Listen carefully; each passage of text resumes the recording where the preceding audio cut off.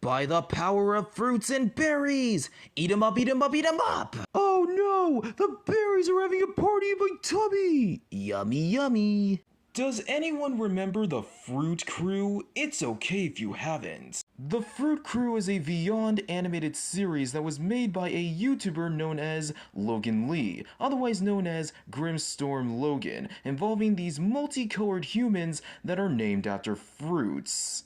Unfortunately though, this series only ran for 2 seasons with a total of 16 episodes. Ever since when our creator made The Power of Pirate Brony, there are some episodes throughout the first and second season that were based on some Fruit Crew episodes. Even to some crossovered characters that you may have recognized, rather than just the main duo, PB and Pickles. So let's jump on in! First up, we have Mirabelle from the Disney movie Encanto released in 2021. About this character, she is the youngest granddaughter of the Madrigals. But sadly, she does not have any superpowers just like the rest of her family. But to her in the POPB series, she is the leader of the Teapot Squad and she's got a power gem that can control the water. So yeah, Mirabelle is definitely like Barry comparing to her, because she's the leader of the Fruit Crew, just like how Mirabelle is the leader of the Teapot Squad. Next up, we have May, or Maylin Lee, from the Pixar movie Turning Red released in 2022. About this character, she could be easily quick-tempered, as in having a very fiery emotion in her system. Oh, and whenever she gets mad, that's when she turns into a hideous beast. And yes, these types of animals actually exist. So yeah, comparing to both her and Strawberry, they both have a fiery temper, so you better watch out. Next up, we have Gus from the Netflix original series Sweet Tooth released in 2021. About this adorable humanoid animal creature, he's got the powers of a deer. He's got a powerful sense of smell and sense of hearing. And not to mention having a craving for candy. Comparing to both him and Grapely Grape, they are both the cutesy type. I mean seriously, how can you say no to a face like that, aww? Next up, we have Dion from another Netflix original series, Raising Dion, released in 2019. About this character, he's got many types of superpowers up his sleeve. He's got telekinesis, and he can also teleport too, and also can summon tornadoes. Ain't that neat? Comparing to both him and Blueberry, they are both the cool type characters. Not to mention that they both dress in blue, and everyone should know that blue is a cool color.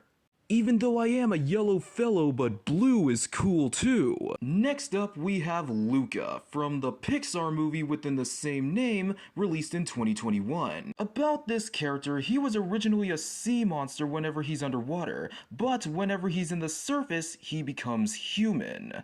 And let's not forget about the most iconic moment from this movie that most people think it was a reference to Encanto. Don't listen to stupid Bruno. Exactly, because...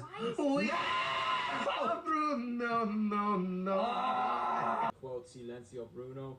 And now that word Bruno cannot get stuck out of my head because the same year Disney made Encanto and they did the, talking about Bruno, no. I will be planning to do a compilation video of everyone's reaction to that same scene pretty soon. Next up, we have Woldor Sockbat from the Comedy Central series Drawn Together released in 2004. About this character, he is definitely the Banana Nona of this series because, no pun intended, he is indeed going bananas. Not to mention that this character is supposed to be like a bootleg parody of SpongeBob SquarePants, judging by his iconic yellow color and goofy style. Comparing to both him and Banana Nona, they are both the crazy type, and by crazy I meant overactively hyper.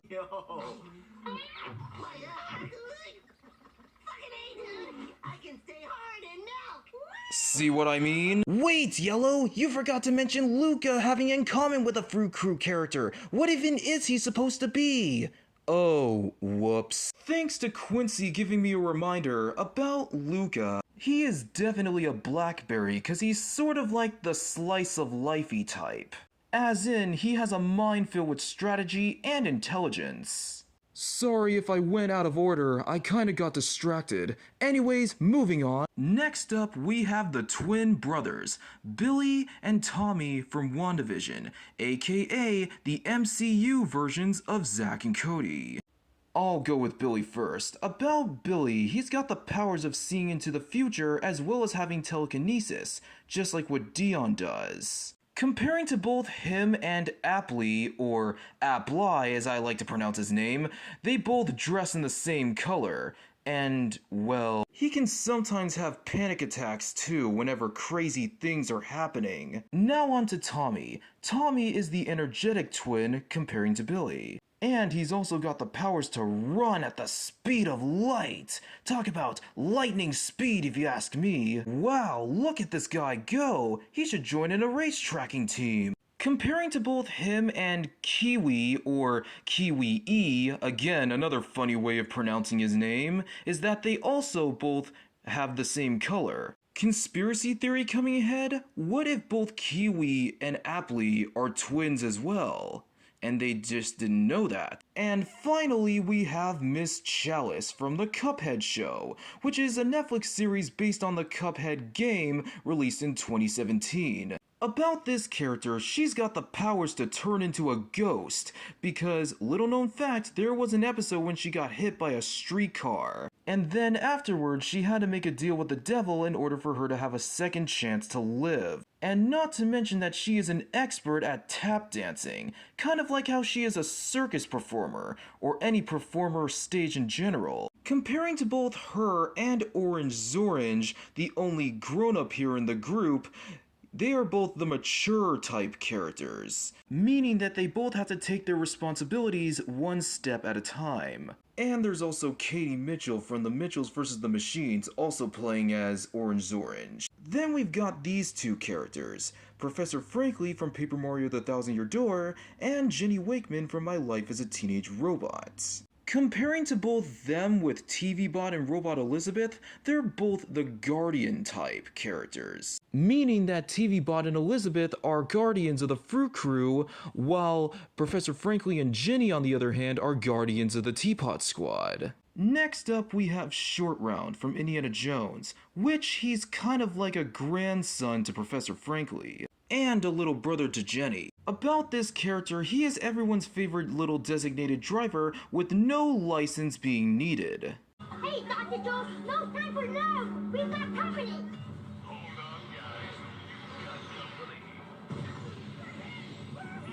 Comparing to both him and the Talking Fruitmobile, it kinda makes sense cause Shorty's the only Teapot Squad member that can drive. About the Teapot Squad's little transportation, yes, they take the Teapot Bus, which is a green bus that has 2's icon on it. Except for the fact that it isn't alive and it doesn't have a face. There are also some Fruit Crew characters that only have a one-off appearance, such as Pearly Pear. I'm guessing that's what Ethan from Strange World plays as, the only gay member of the Teapot Squad. And I have no idea what Fruit Crew character Asha plays as.